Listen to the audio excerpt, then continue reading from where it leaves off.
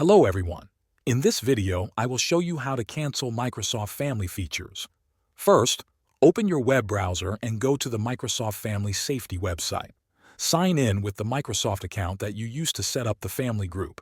If you are already signed in, you will see your family dashboard. Here you can see all the family members in your group. Look for the name of the person you want to remove from the family. This could be a child account or an adult account. Click on their name. This will open their profile page. If you are the organizer of the family group, you will see an option that says Remove from Family Group. Click on it. A message will pop up asking you to confirm. Read it carefully, and then click Remove to confirm. If the person is a child account, they will be removed from your supervision and will no longer have any restrictions you set before.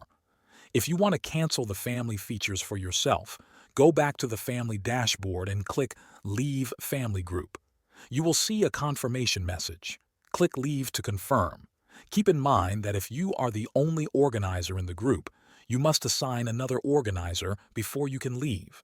Once you remove yourself or others from the group, the Microsoft Family features will be turned off for that account. This means screen time limits, app and game restrictions, and activity reporting will no longer apply. If you do not see the remove or leave options, you might not be the organizer. In that case, you need to contact the person who created the group and ask them to remove you. Finally, sign out and sign back in to make sure the changes take effect. Thanks for watching.